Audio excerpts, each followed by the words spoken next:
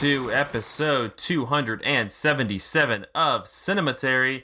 I'm your host, Straight Zach Dennis, and I'm here with Ash Baker, Paige Taylor, Jessy Alva. In today's episode, we will be talking about movies that we saw this week in part 1, and in part 2, we will be continuing our Best of the Decade series with the year 2016. But let's go ahead and jump into movies that we saw this week. And Paige, you have one that you are just can't get over your excitement to talk about. So I'm going to toss it to you. Yes. All right. So what I watched was Dora and the Lost City of Gold. I'm going to defend myself right now and say that I was at work when I watched this and I was on my phone.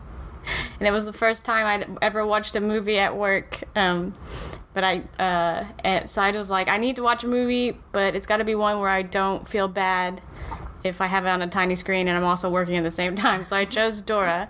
And I can tell you right now that I was having a hard time containing myself because I was like trying to be like pretend I was working, but also I was losing it because it is genuinely hysterical.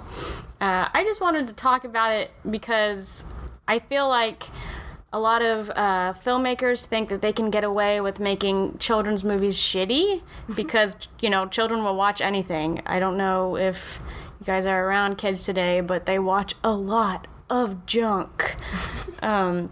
My brother pulls up stuff and I'm just like, you're destroying your brain. But I watched Dora and it is so hilarious and educational and kind, and I just fully support it. And if I had kiddos, I would totally watch it with them. And I just kind of wanted to talk about how awesome Dora is as a cultural icon. Did you guys ever watch Dora when you were kids? Yeah, I definitely did. Oh yeah, growing up. for sure. I've seen episodes of it, yes. Okay, well, Dora is the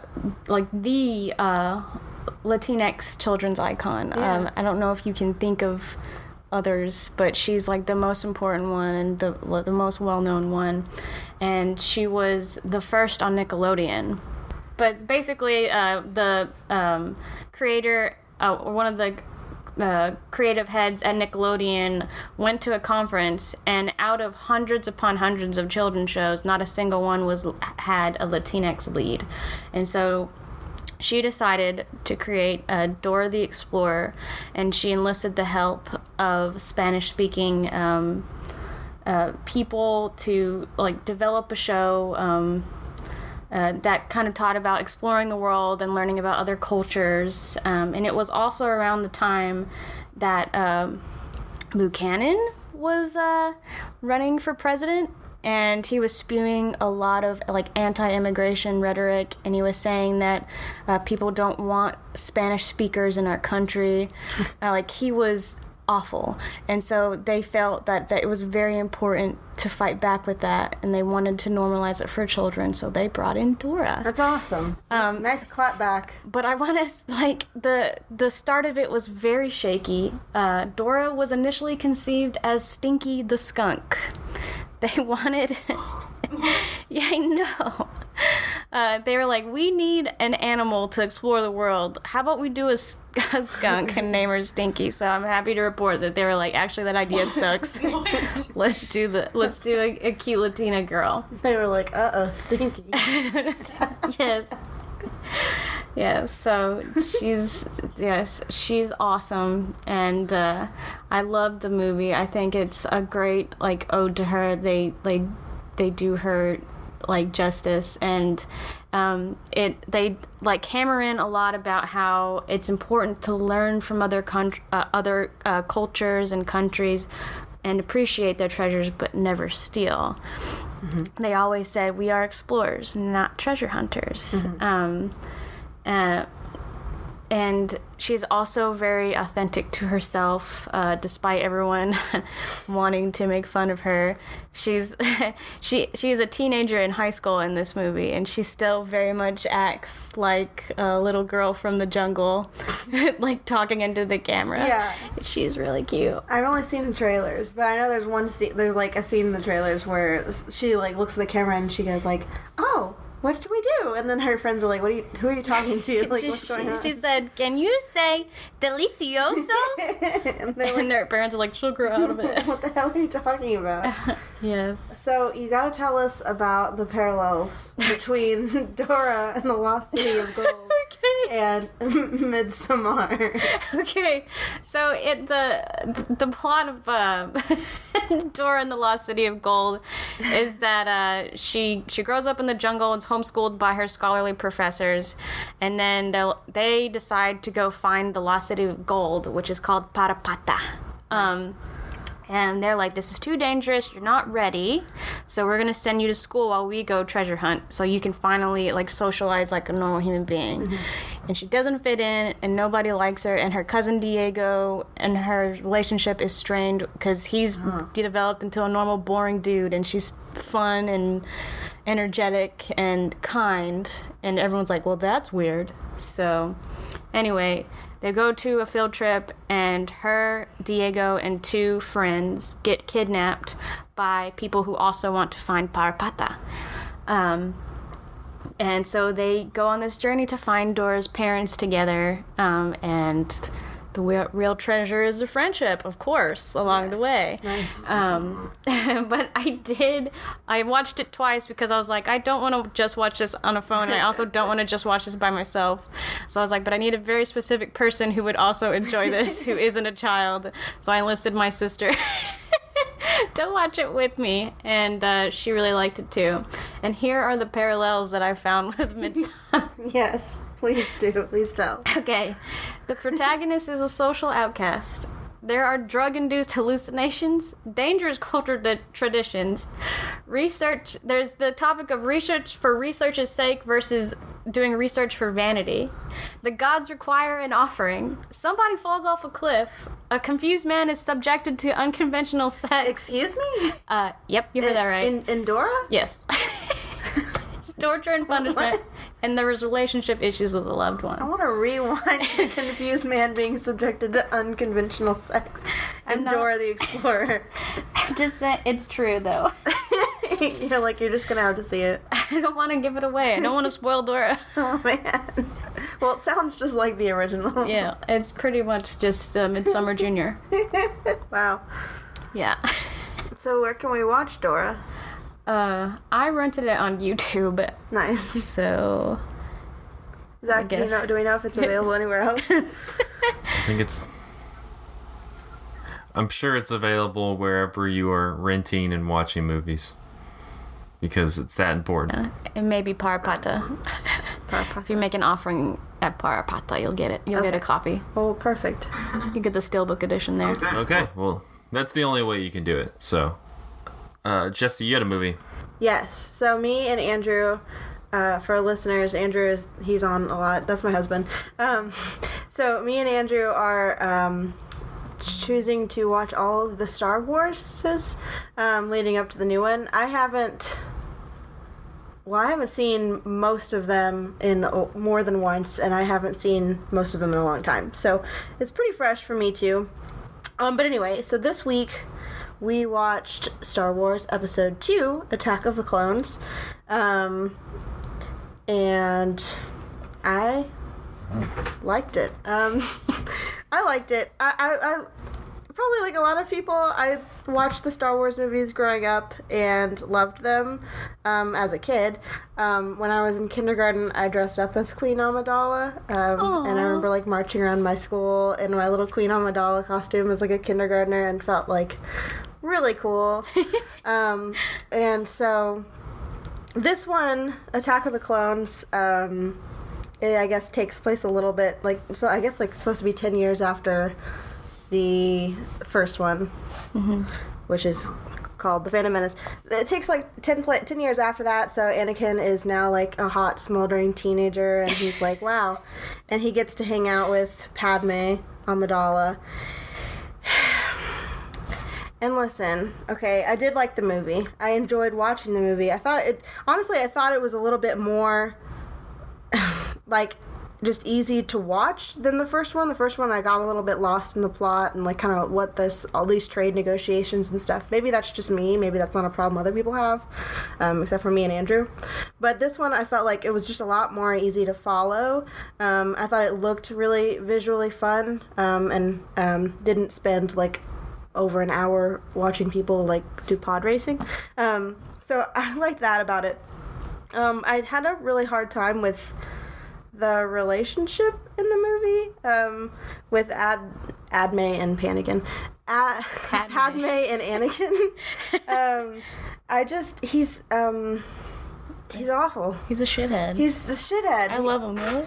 No, I hate him. I can't stand him. It's just like, and I mean, there's an argument to be made that's like, hey, let's make sure we're nice to our interns, right? Because, like, I think his biggest complaint is he wishes that he had, like, a little more, like, good quality time with Obi-Wan, maybe. Like, he wishes Obi-Wan would just be a little bit nicer with him. And so a lot of his, like, resentment and stuff is, like, him just feeling like Obi-Wan could be nicer to him. But he's just honestly, like, nails the role of just, like, a teenager who really thinks he knows what he's doing and really thinks he is awesome and mature and cool and hot and capable, and he's just not really. Or maybe he is, but he could just be a little more humble about it. But he just drives me bonkers, and the relationship between the two of them, I don't know. I can't tell if it's like feminism has got to me or just being an adult and thinking like, why would this like probably 30-year-old woman want to fall in love with this like miserable like Nazi asshole, but she does. Straight girls be like that. Yeah, like why? Honey, why? Like it makes me just want to shake her. I don't know. But anyway, go. Yeah, it's great. It's awesome. You've convinced us. It's so good. I'm gonna watch it right now. Yeah, Paige, what do you think of Attack of the Clones? I watched all of them, like, in one go. You watched them, like, last year, right? I watched them, like, 2 years ago. Oh, okay. I watched all of them within a month. So they're all, like, everything kind of comes together for me. I don't really know the difference between the movies.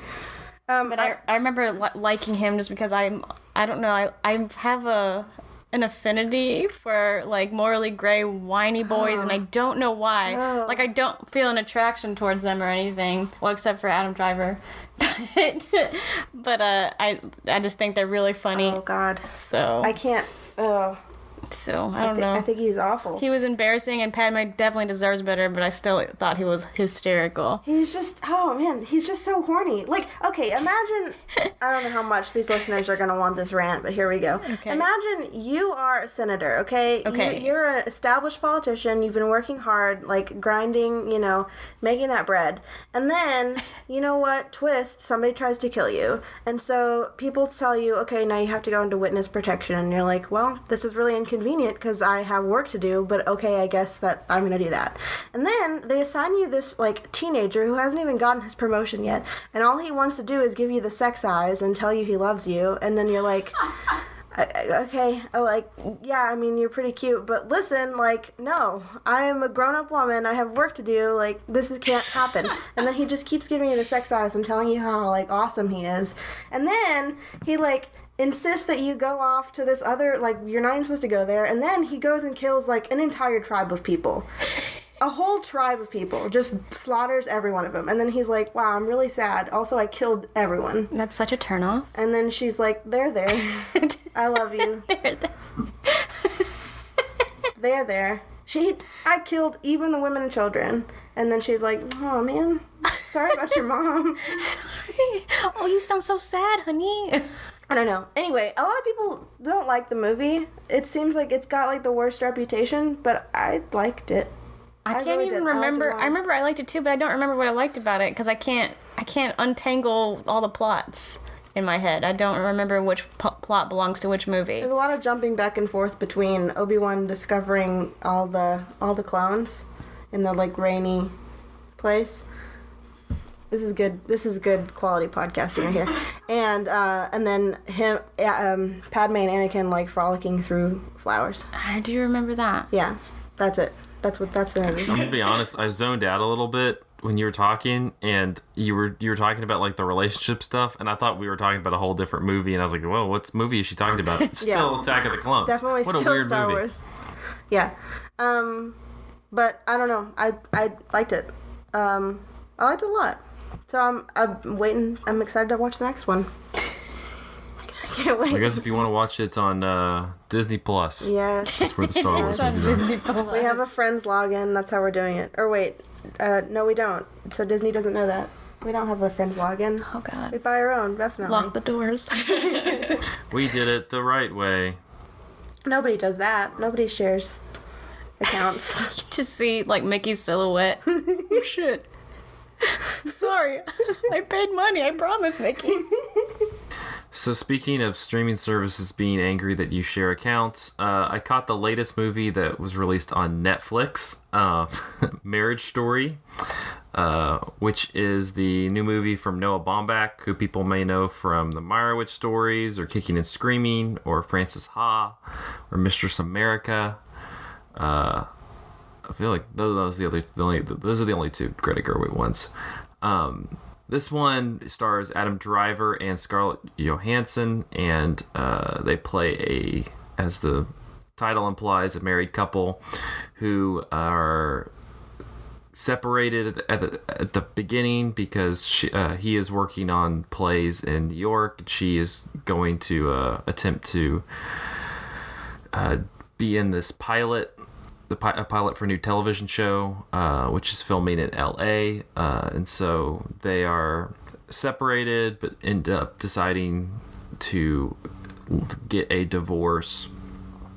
And the film is just kind of chronicling that period of time from the beginning of the separation to kind of the end game between the two people.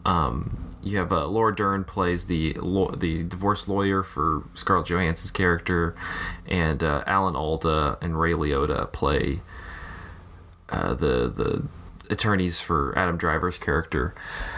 I know this has been getting a lot of, it seems like a lot of hype, praise, whatever. I saw, I guess, the Golden Globes or SAG Awards gave it a lot of nominations, which doesn't really mean anything, but I don't know. I'm a relatively strong Noah Baumbach fan. I loved Frances Ha and his kind of period of time working between that and While You Were Young and Mistress America and the Meyerowitz stories. But this one kind of just left me, I don't know. It didn't really do much for me. I think kind of thinking on it, what was just kind of lacking in it was the believability of this like relationship. Not gonna lie, I didn't really believe that. I didn't really believe anything that Scarlett Johansson was doing in this movie. Like, like it didn't feel like there was like a genuine person inside of this character. I don't know if that was due to the writing or due to her. It felt, a lot of this felt kind of like it was ironic that Adam Driver's playing a theater director and she's playing an actor who kind of was known for theater, because it feels very much like a play at times. It lacks kind of the cinematic spirit that you would assume would come from a movie. It seems very much like it's put together in like this form, kind of this two-person show play, and never really I don't know. At the end, I'm kind of like I get that the point was that, you know, the divorce is very unpleasant and takes a long time and like brings out all of these different moods and feelings and emotions from people, but I think there's just never felt anything genuine about, like, so you have like these giant fight sequences. There's this one fight sequence between them at Adam Driver's this is apartment that he's bought in LA so that he can come and visit his son, and they have like this kind of long drawn out fight, and I was just kind of thinking back to like the sequence in Before Midnight where they have a very long, drawn out fight that kind of ebbs and flows. Yeah. And it's just so effective because you have sequences where they're not really fighting. It's kind of cooled down, then it starts escalating back into a fight, and then it cools down again. And this one, it's just kind of, I guess, which is kind of a weird way to describe it, but it was just very performative. Like it felt like you were seeing this performance. It didn't feel like they were imbuing actual characters. And so I was thinking about something like, go ahead. Yeah, Twitter said that a lot of it felt like acting classes, and this was like the typical argument you would see in acting 101 between a guy and a girl. Interesting. I saw somebody tweet, like, oh my god, Scarlett Johansson's performance in this movie is amazing. She is like this one long take, and like she cries, and she memorized all her lines, and they didn't even have to cut, and that's amazing. And then somebody replied and said, has this person never seen a play? Like, that's a play. Yeah. That's what they do in plays. They memorize all of it, and then they act it with no takes. But... Yeah, I mean that's kind of what it felt. It's what kind of it feels like. It just, like I said, it feels like a play. Like it doesn't. I'm kind of like, why did he just make this as a play instead of a movie? I know Adam Driver's also been getting some praise. Honestly, the next movie I'm going to talk about, I think he's better in. But I don't know. It's just it seems very. It just all seemed very performative, and I was thinking of like movies that also feature kind of marriage disputes. I'd even rather. I think there's even more like genuine like breakup emotions in something like Elaine May's Mickey and Nicky, which is it's like the breakup divorce movie between two men. Than this, you know. It's just, I don't know. It nothing felt like it was natural or like it was like it came from a point where you could see, you know, like it came from this natural point of the relationship. It all felt like it was kind of following these plot beats and just following this narrative path that you kind of seen before. I mean, none of the directions it goes is like, oh, this is interesting. It's just kind of like, yeah, this is a marriage that's, you know, falling apart. And, you know, I don't know, if you're into like a big long fight that ends in Adam Driver saying something he regrets, beginning to cry, and then her having to console him, this is the movie for you. So kind of like Dora or Attack of the Clones, I mean. Kind of like Dora. How do you feel like it compares to something like Blue Valentine? I haven't seen that in years. It's been a while. Have you seen it? It's kind of similar, but I think Blue Valentine's better. Yeah, I mean it's not all like it's kind of a weird movie because the Randy Newman does the score, who people probably know in terms of film scores from doing the Toy Story movies, and so it has like this very hopeful, jovial like soundtrack to it. It's not as like consistently painful as something like Blue Valentine or even like parts of Before Midnight. Like it kind of I don't know, it didn't like have you on edge like some of those are. I don't know, and since we've been going back over the movies of the past few years, I just found it offensive that we were like spending so much time looking at Marriage Story, and I'm like, guys, Before Midnight's like right there, but whatever. But Marriage Story, it's on Netflix. The other movie I wanted to talk about is The Report. It just was recently put on Amazon Prime. It's directed by Scott Z. Burns, who's kind of a journeyman writer. And it also stars Adam Driver. I guess I'm just gonna keep that going. And it tells the story of Daniel Jones, who is the lead investigator for the Senate study into the detention and interrogation program by the CIA following 9/11. It's a very like procedural movie. It stars Annette Bening playing Dianne Feinstein. It also stars John Hamm, Michael C. Hall, and Tim Blake Nelson, among others. But yeah, it's a very procedural movie. Scott Burns has worked on a lot of like Steven Soderbergh movies. He's worked on like something like Contagion. He has written and worked on some of the Bourne movies, and so it kind of has that like procedural grit quality to it. it's almost like a marriage between. It kind of feels like a Steven Soderbergh movie that Steven Soderbergh didn't direct. I mean, it's still fine, but like you kind of feel like it has the feeling of something like Unsane or Contagion, like some of his more recent movies that are. But this one, I guess my real takeaway, because there really isn't much to talk about in terms of how it's shot and stuff. I mean, he's no Alan Pacula, but I mean he it's fine. But the thing I kind of took away is that it's a pretty indicting movie in terms of kind of U.S. imperialism and just kind of U.S. nationalism in the 2010s, in a kind of post 9/11 space.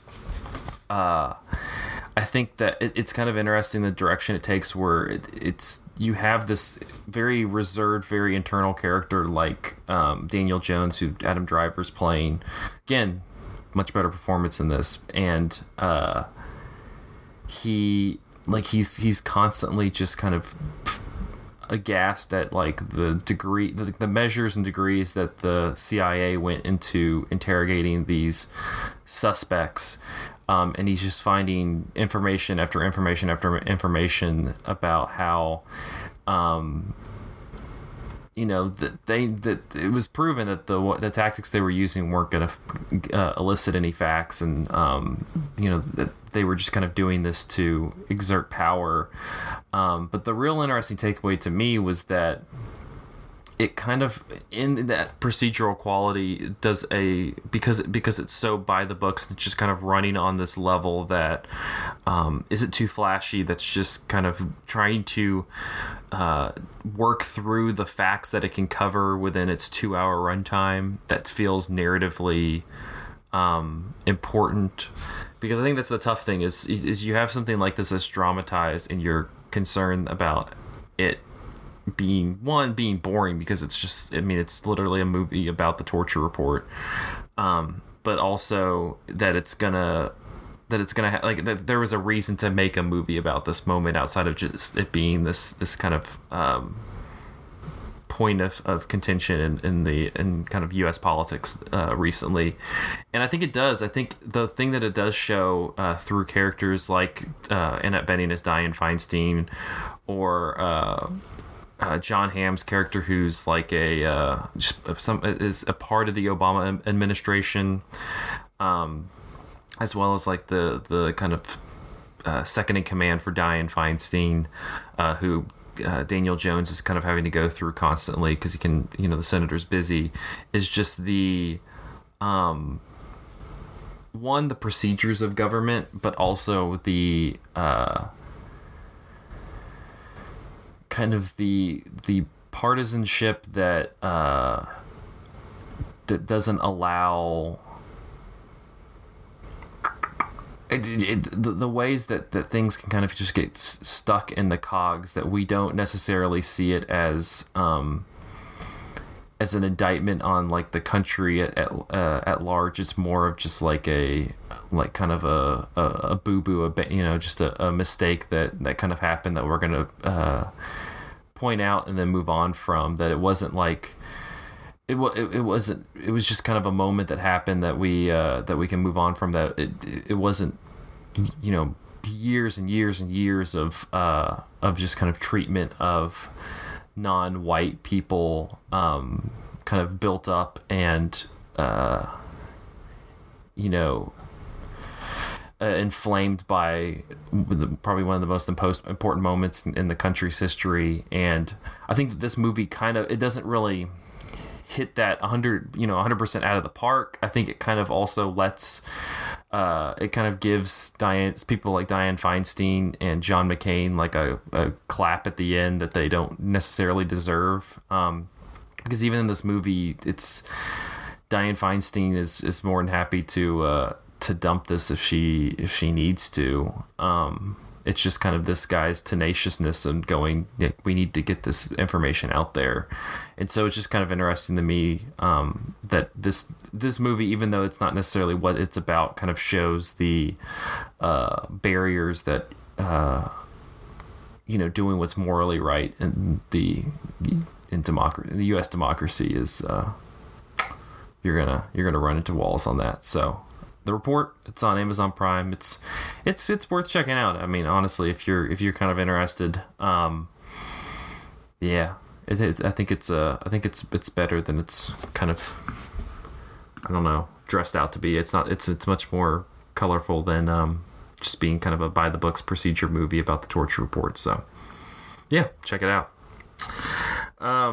We're going to take a short break. After that, we will be back talking the year 2016 in those movies after this.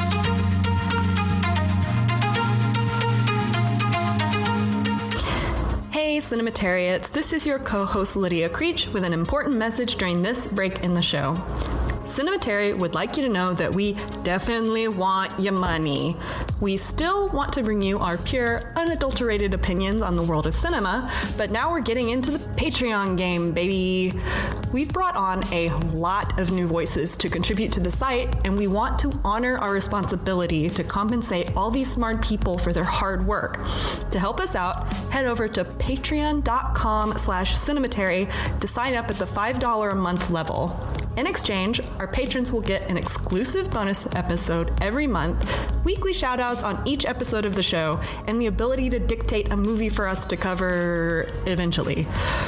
If money's tight, we get it. There are still a few things you can do that we would greatly appreciate.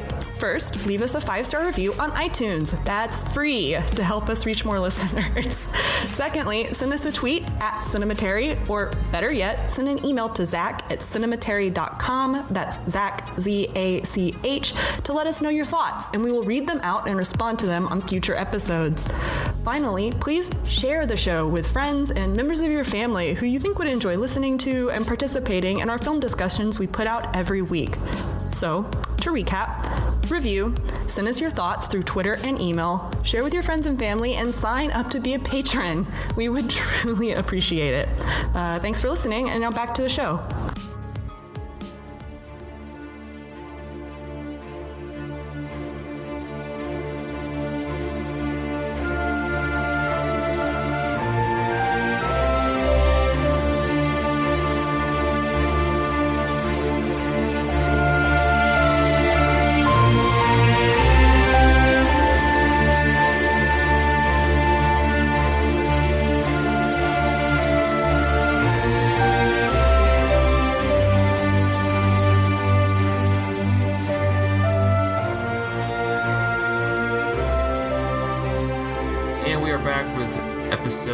Part 2 of episode 277 of Cinematary. In this part, we will be continuing our best of the decade series with the year 2016.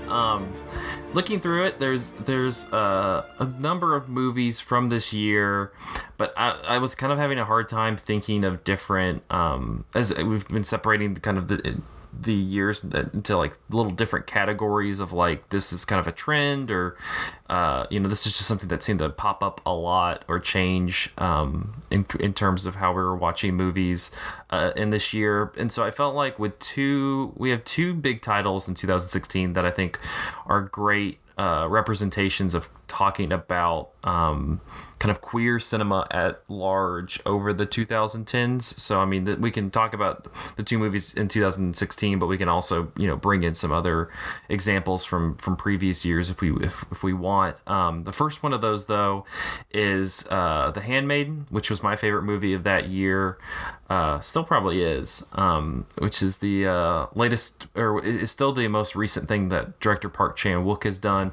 He's known for like Old Boy, movies like that. And it also was a wonderful introduction to Kim Min-hee, who is honestly one of my favorite actresses working today to watch outside of just this, but also her collaboration with Hong Sang-soo and things like Right Now, Wrong Then, and On the Beach at Night Alone, things like that as well. She's just one of the more interesting actresses working today. But the thing about The Handmaiden that really struck me is,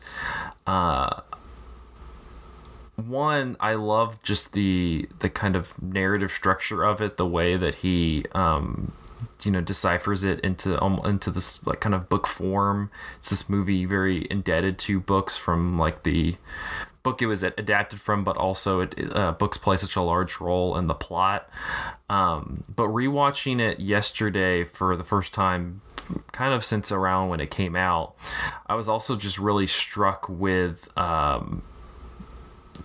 the performances by the main two actresses, which I know Paige, you really enjoyed the work by Kim Tae-ri and Kim Min-hee. So I'm curious, like I'm going to kick it off to you first, if you to talk a little bit about The Handmaiden and kind of rewatching it today for the episode.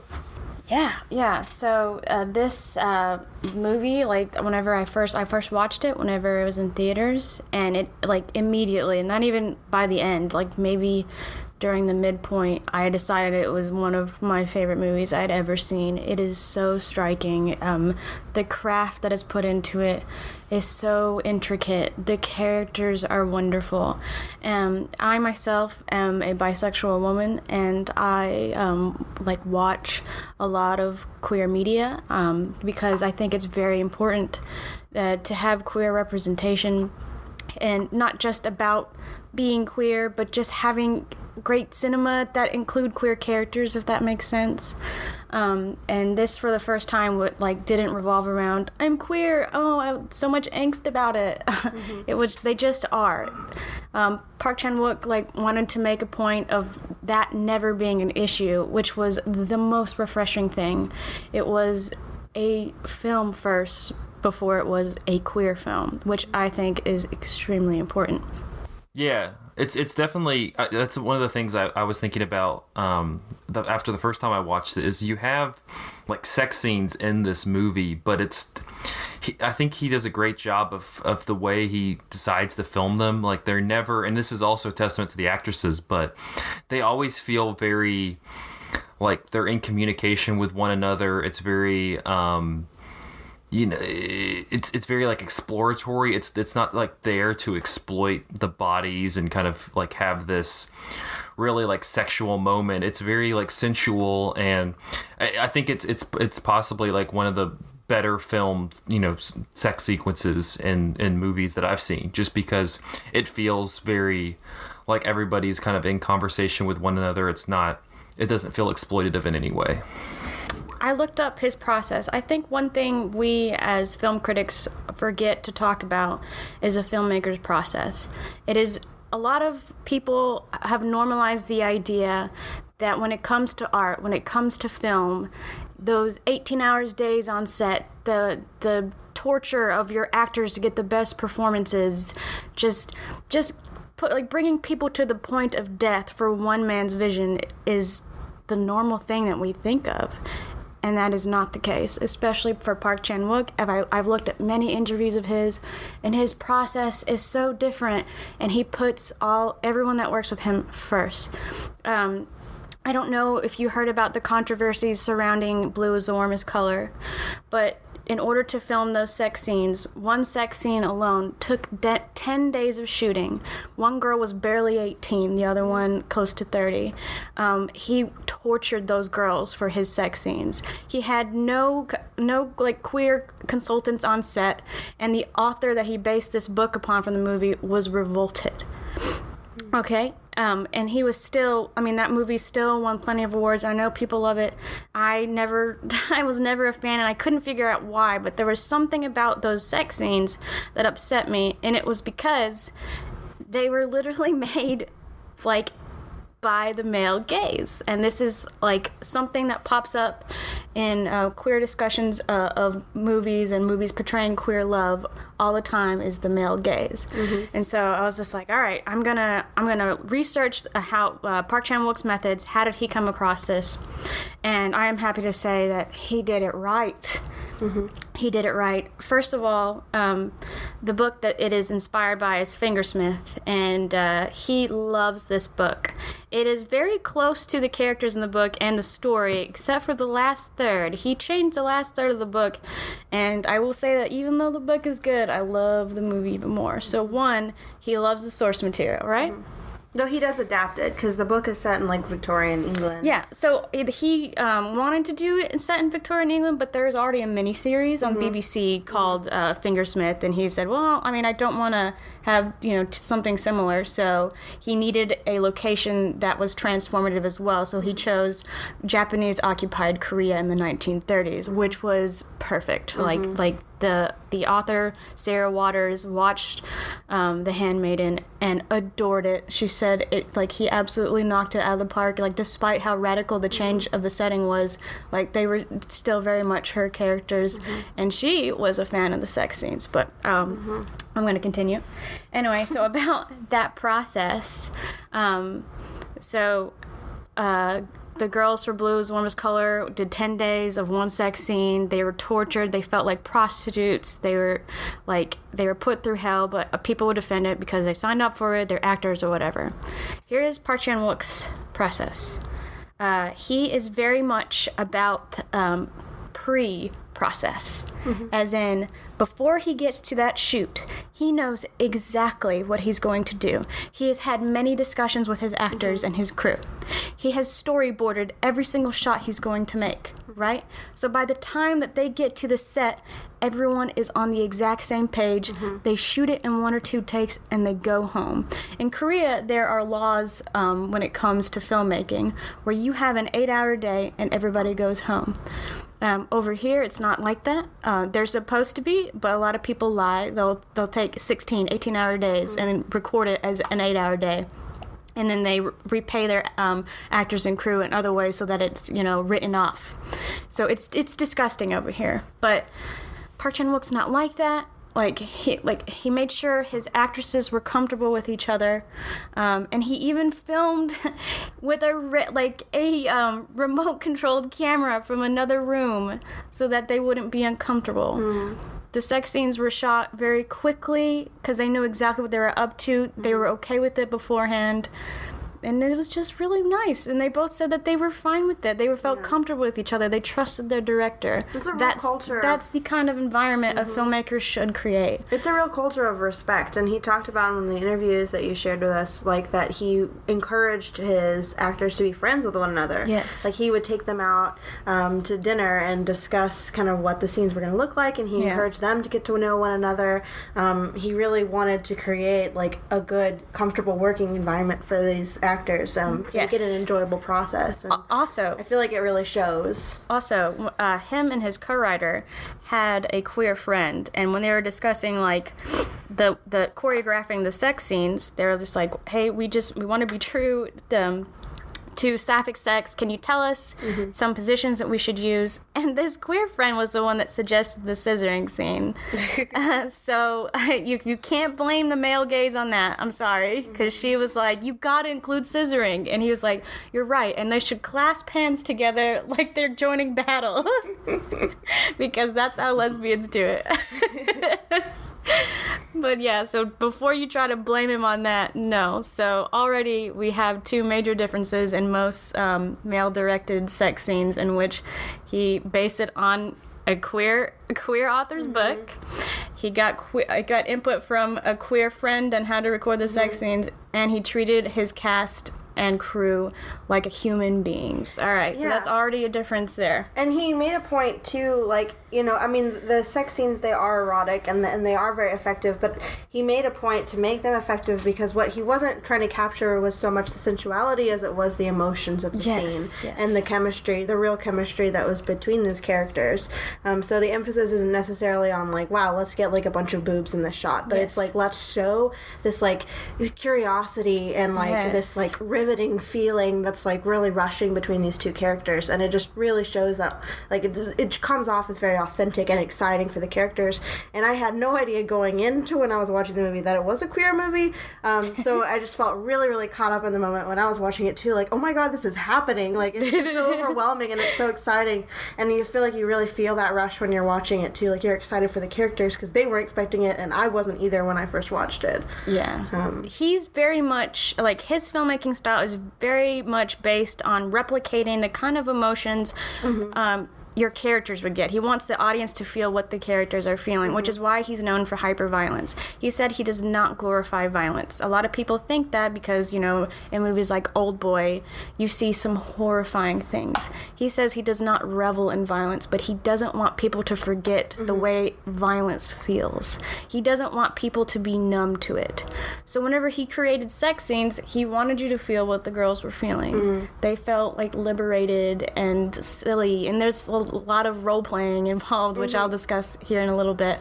Yeah, so it's goofy, it's intense, they're like, it's just the result of desire that's built up for so long, and they finally get to let loose. And I'm sorry, but if that makes you uncomfortable, then maybe you just don't like to watch sex. I don't think that, like, sometimes I feel like there's this idea that, like, if a movie is very sexual, then it's not, like, feminist, or it's not, you know, I don't know, it's all about the male gaze, but, I mean, queer viewers want to see, I mean, some, I can't speak for all, but they want to see it, like, they want to be able to see that kind of representation in their films, too, and so, I can't speak for all queer people, but I'm saying, like, that, you know, Here's the truth.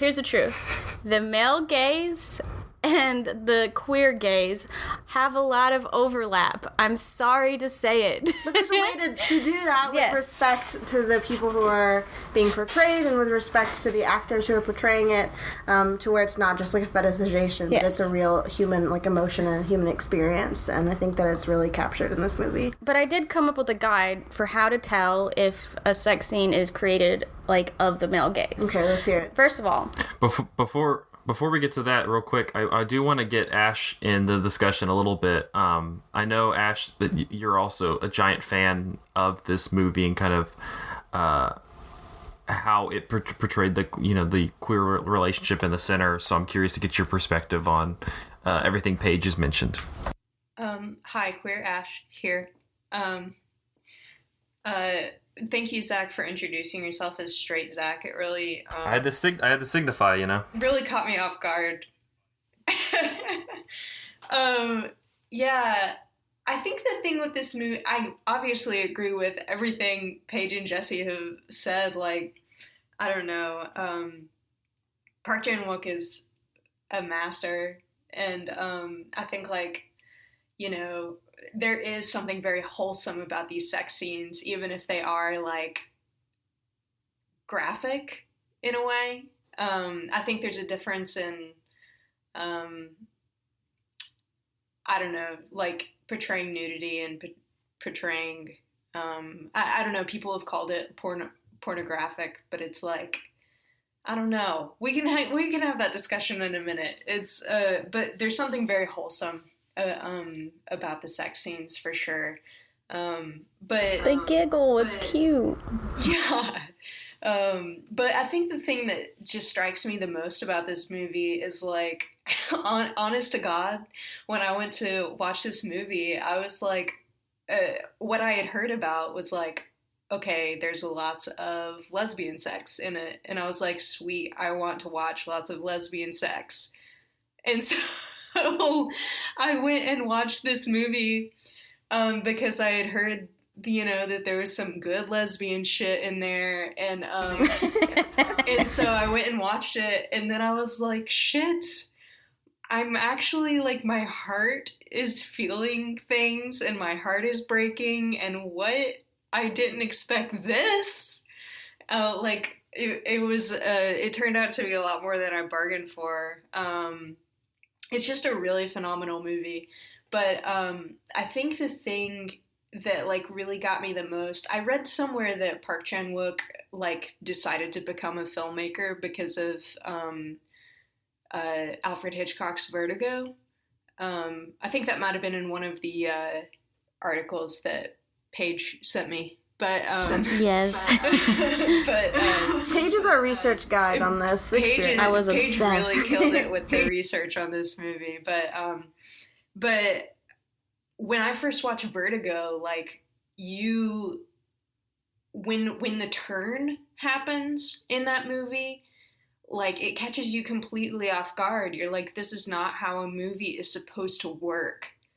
And then it ends up being so satisfying. And that's completely the same feeling that I get with this movie. Like a turn happens and I'm like, wait, this is not how this movie is supposed to go. But then it ends up being like way more satisfying than you ever dreamed that it would be.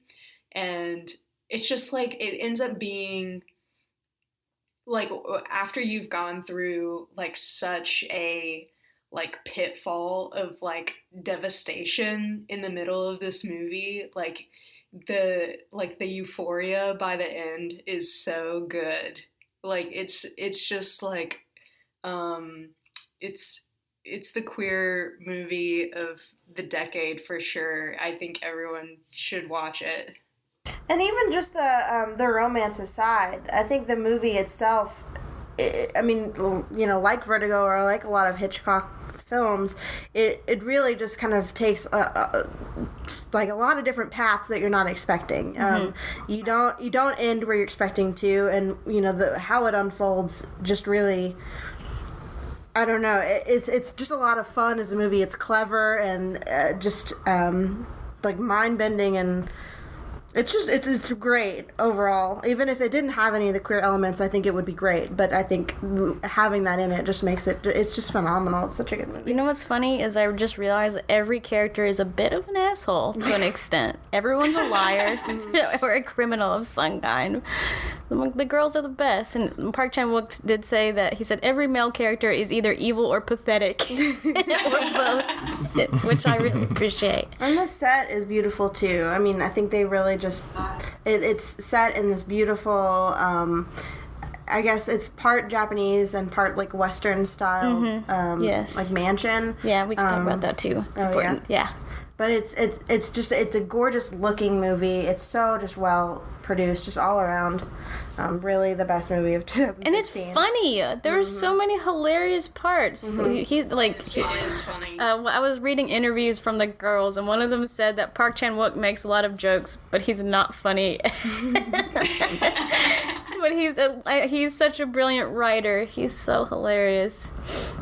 The part where she's trying to hang herself from the tree, and then Suki is like, "Don't do it! I love you! I've been trying to betray you this whole time," and then she's like, "No, you fool! It is I who have been trying to betray you." And she's like, "What the fuck?" And then drops her, and then she's like, "Oh no!" while she's choking from the tree.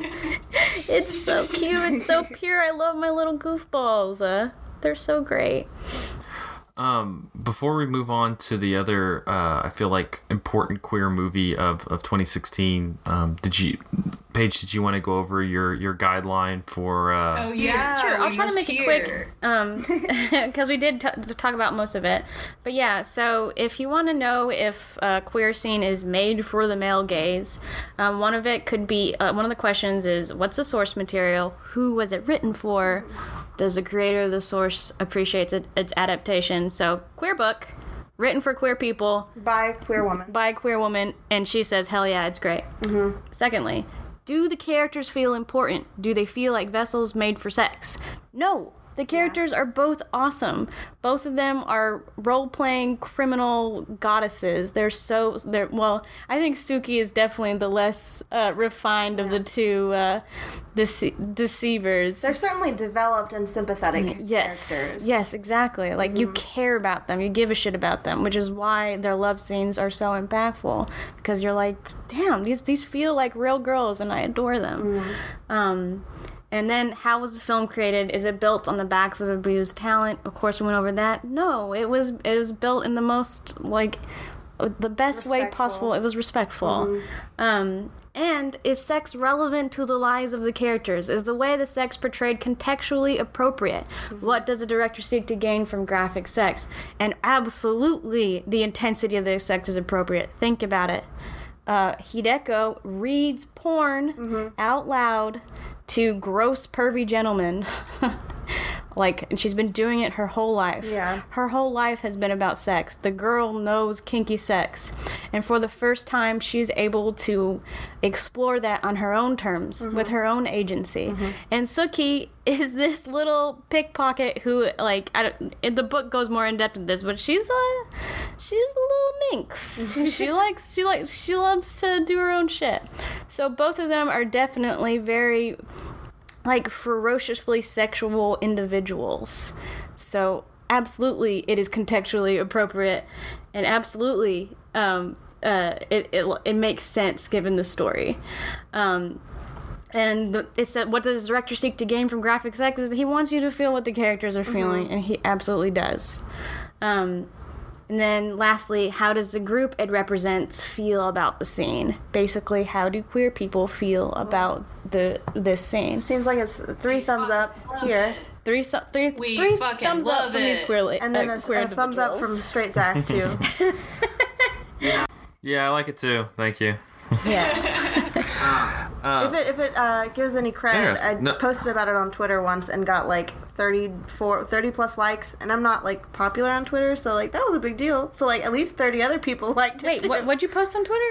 It was a list of somebody. I saw some thread that was name the best lesbian queer movie that actually ends well or something like that. And I put, oh my god, I don't even see The Handmaiden anywhere. The Handmaiden is amazing. And then I listed reasons, and I got over 30 likes. And I don't get likes on Twitter. I'm not cool on Twitter, but I got over 30 likes. So there's 30 other people who are hell yeah, that is a good queer movie, and maybe they're queer too. I don't know. Anyway, yes, the people like it. They the deserve people have it. spoken. They deserve it.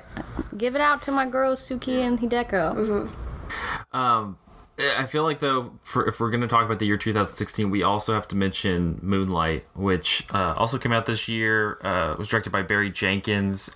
Also adapted, this one not from a book, but from a play by Terrell Alvin McCraney, who is a queer man.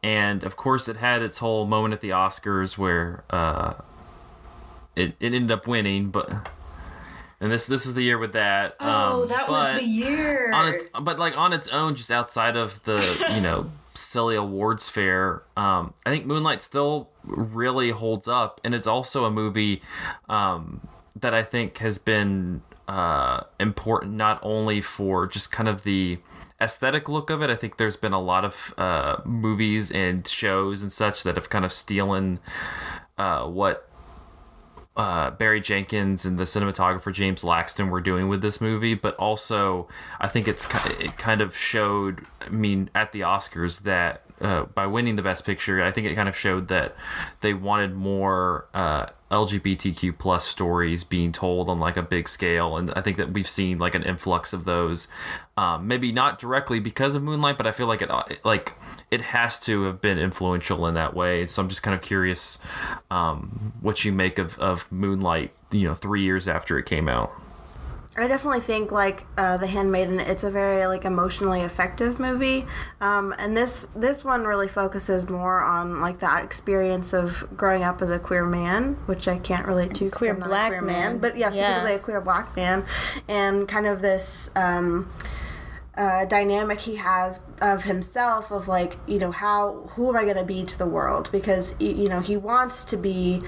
I feel he wants to be this kind person, but the world is never going to see him this way. And so as a middle schooler, he's bullied relentlessly until he finally blows up, and that changes the course of his life. Is it middle school? I guess in high school, he's a high schooler and he's bullied just relentlessly because he's a black queer man.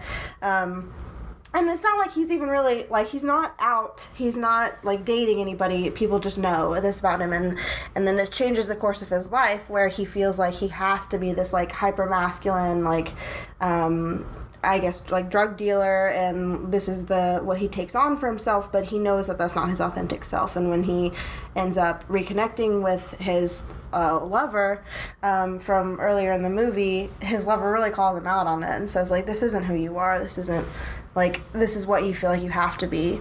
So it's really exploring like what it means to be like how the world perceives like queer men and treats queer men, and especially like queer men of color, and what you're allowed to be and what you're not allowed to be. It's powerful and it's sad, but I'm glad that, you know, it has a platform to show this experience and show. I feel like this is the movie where I finally kind of understood the terminology of the trap. I've heard it in rap music before. I never really understood basically like that basically it means that you don't have a choice. Like you're trapped into this lifestyle of selling drugs or, you know, other kind of, like illegal ways of attaining money and making a life for yourself because you have no other choices. As somebody who spent like his late youth in the juvenile justice system, like what choices was he going to have after that? He couldn't go to college. He couldn't get like a traditional kind of job. But so like that's a life that he had to make for himself. Otherwise he would continue to be bullied relentlessly or continue to be. And his mom was, you know, a drug user too. And so it made that make sense for me, and maybe I sound very naive saying that, that I just understood that term from watching the movie, but Zach, you go ahead. And to you, straight Zach. Baton toss here. Yeah. Well, I think that the movie, what it really gets on, and I think you mentioned it kind of at the beginning, that a lot of movies that contain, you know, gay characters it's usually about like this repression or this kind of how it's hidden from like public view, and Moonlight is very much about that as well. But there's something about the way that Barry Jenkins portrays the story and how he is able to kind of bring a lot of that interiority out, onto the screen, whether it's through the musical selection, whether it's just through how he shoots the sequence, to the performances by the three men who are playing the main character, Chiron. It just has this ability to speak through like the interior battle that he's waging. Like I don't think necessarily people know that he's gay when he's in high school, when he kind of blows up. I think that he just kind of has that sense of being different that people immediately react to, as people in, you know, middle school and high school do. As if there's like a little bit of difference in you, they react to it. He's not this big beefy guy, so obviously he's gay. You know what I mean? Like that's how they perceive it. He doesn't have the same qualities. He doesn't have the same qualities that a lot of these that a lot of the other people from the neighborhood in Miami that he's growing up and coming from have. He has he has a much more sensitive side. And so I guess I'm kind of curious, this is for everybody, how you have these two movies, which I think we can agree are kind of touchstones as successful queer movies of the 2010s, but there's also been kind of some questionable ones, or ones that really don't seem like they really don't have the impact that these have. And so I'm just as viewers of queer cinema, I'm curious what you make of what the last few years has been like in terms of that type of content coming through the movie theater, and if you feel like it's kind of turning around or becoming better or becoming worse. What do you make of queer cinema right now in 2019 as kind of in the movie theaters? I definitely think it's moving forward. I think a lot of people, like, whenever they write queer stories, they feel like they are required to talk about the coming out process and the coming to terms with your sexuality process. But I think at this point, even though Moonlight was definitely important in that regard, because specifically queer men of color and dealing with their toxic masculinity at the same time, this was an important thing to discover. But after that, movies are like, okay, the whole coming out process and coming to terms has been there, done that. Let's start creating the movie first, and then just making the characters queer. So story first, characters being queer second. which is awesome. I know that Portrait of a Lady on Fire. Lady on Fire is coming soon. I know that you saw that, Zach, but like, can you like give us any hope for that? Is that one gonna be good? This one, I'll say Portrait of a Lady on Fire goes in the same category as Moonlight and Handmaid. Gotcha. I'm gonna look at my list here of LGBT. Okay.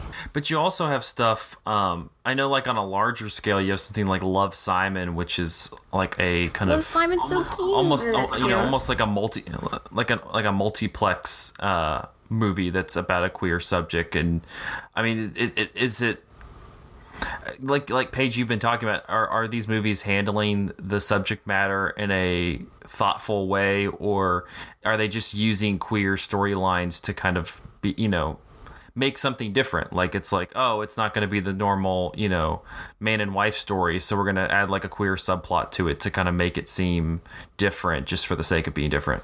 Here's a basic rule of thumb. If it's straight to Netflix, straight to Prime, normally it's going to be the same old stale like queer movie that you've seen before, and like, I'm sorry in advance, most of it is garbage.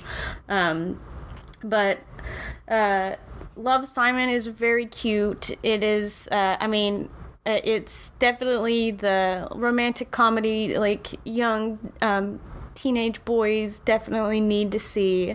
I thought it was adorable, and it made me really sad for, young me to like not see something this cute and that simple like on the big screen. And so many, like, the audience was just cooing, and they were just like, this is so pure. It's precious, and it definitely is important.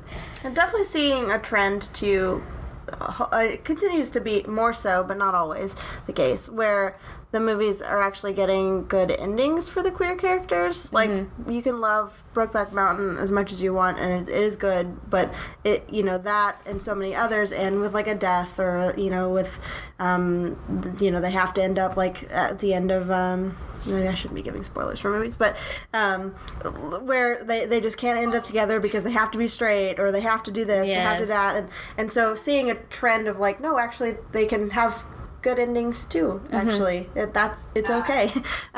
Is encouraging to see. You're also just seeing it too in, I guess, movies where it really isn't the center focus, but at least a character in it is queer. Like, if you think of like Blockers, which came out a few years ago. Yeah. Or what was the one that you got really excited about this past year? Which one? Oh, it was like your favorite ever of this past year. The girls, Booksmart. Booksmart was so good. Where it's like not, I don't know if you would say it's a queer movie, but one of the central characters of the movie is queer. And so you get to explore that with her, but you do a lot of other things, and so that's not like the only part of the movie. And that's what I'm talking about. And we get a good ending with that too. So, Hearts Beat Loud, they do it. Let's see. I keep passing by the movie Below Her Mouth. Also came out in 2016. Below Her Mouth, it is literally porn. It's literally, the whole thing's porn. It's directed by a woman, and it had an entirely female crew, and people are complaining because it is 100% porn. To which I say, well, if you don't like porn, don't watch it. Why are we not allowed to watch it?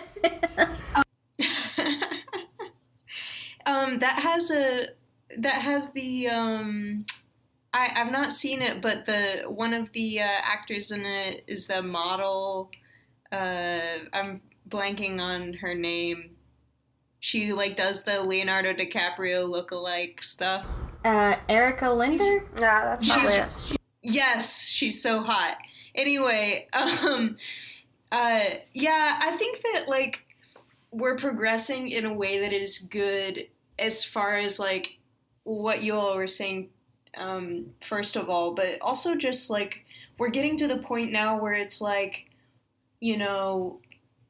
like not every queer movie has to be like the queer movie, which is, I think, a great place to be, because it's like they're just movies now, and it's not like it's just like normal, and it's not like there are enough of them to where it's not like we're absolutely dying of like representation starvation, and it's like I don't want it like the queer movie of the year to be like the queer movie of the year. I want there to be like more than one to choose from, and I think that's where we're going, and where maybe even where we are, and I think that's the best place to be, is to where there are so many queer movies that there are some really, really bad ones out there, as well as some really, really fantastic ones.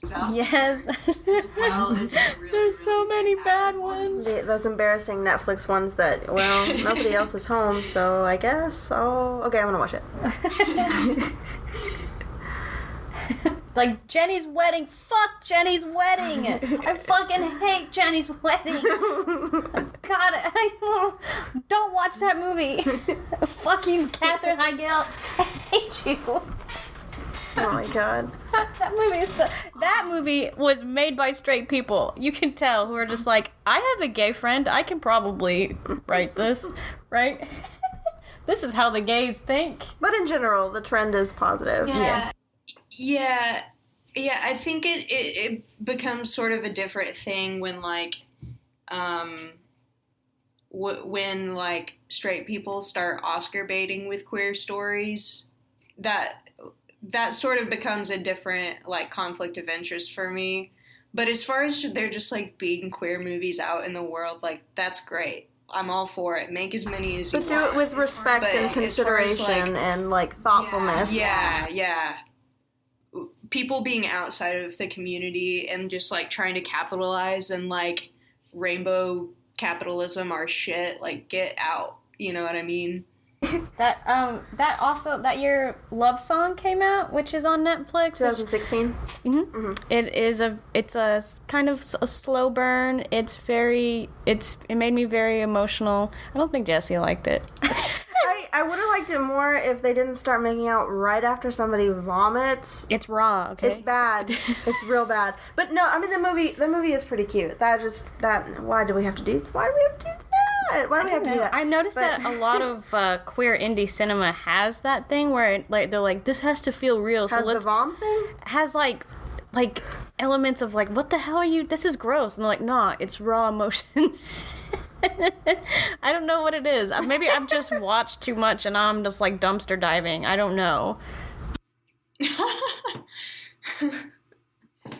I know that, just speaking of like queer stuff that like might be good or maybe not, but is like coming in the future, Billy Eichner is gonna be in a romantic comedy coming up soon with I don't know who's going to be in it with him, but it's going to be a romantic comedy with two gay men, and I am so excited about it just because I feel like that's not really, like, romantic comedy has not really been a territory explored by queer cinema that I have seen.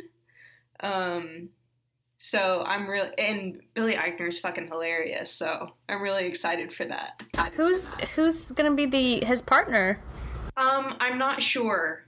Let me find out about this. Nicholas Stoller, the guy who directed the Muppets 2011, is directing it. Well, just so everyone knows, Billy Eichner is Billy on the Street and Craig on Parks and Rec. Yeah, okay, I always think of him as Yelling Craig from Parks and Rec.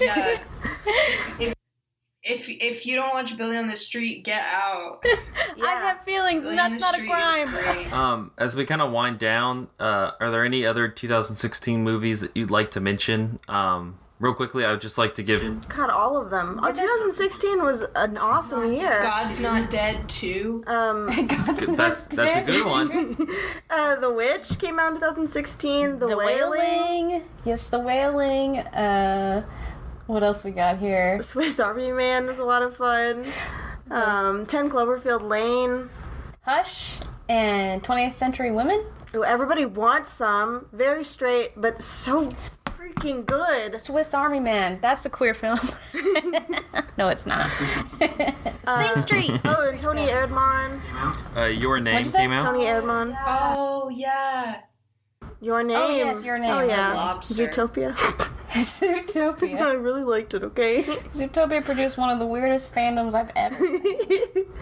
And then La La Land, I guess, too. Yeah, La La Land was number 1 on Letterboxd for whatever reason. Didn't get the Oscar, though. The ones I'd like to mention are Kubo and the Two Strings, the Hail Caesar, Silence, Jackie.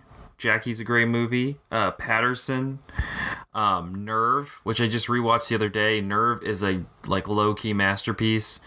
And also Beyonce's Lemonade, which is still really, really good. Oh my god. And My Life is Zucchini, which I don't think anybody I watched it with liked very much, but I left the theater bawling my eyes out because I work with kids, and I was working then in like a residential with a lot of kids who didn't really quite have stable homes, and so watching that was it just hit a nerve. It was beautiful and really sad and good and cute and wholesome. I loved it. Black Mirror, San Junipero, Hell yeah. The Love Witch. The Love Witch. Hell yeah. Tarzan? Love Witch. Hell yeah. Yes. Oh, and Trolls. Don't talk about Trolls. I love Trolls. No, take that out of the podcast. Take it out. Delete it. And I love 20th Century Women, too. 20. That's a good one too. Good, yeah, good catch. All right. Well, I believe that will wrap up this episode of Cinematary. You can find us on Facebook at facebook.com/Cinematary, on Twitter at handle @Cinematary, and on Letterboxd at letterboxd.com/Cinematary, where we post all the movies that we talked about in this episode. Also, go to patreon.com/Cinematary to support the show, support our wonderful writers who come on and write about various subjects and such. We have some reviews up on the site right now of Marriage Story, which I talked about earlier. We have a lot of new writers recently. We have Marriage Story by Maggie Frank. We have a review of Ghostwatch, which we did a couple months ago on the podcast. We have a really good, kind of interesting review about Ghostwatch and trauma by Joshua Allen, and then Logan Kinney wrote about The Irishman. So go check that out right now on cinematary.com. But thank you to our patrons: Cam, Chad Newsom, Christina Daughtry, Christopher Metcalf, Cindy Roberts, Into Moth, Eric Dukowski, Graham Jones, Harry Eskin, Maggie, Marie Barty, Matthew Lingo, Ron Hayes, Tyler Chandler, Whitney Rio Ross. Thank you so much for your patronage. Next week we will be diving into the year 2017, so we're slowly winding down and getting closer. We'll be getting to the year 2017 as we move closer toward the whole 2020 year that I'm sure will blow us all up. But thank you guys for listening. We will see you next week.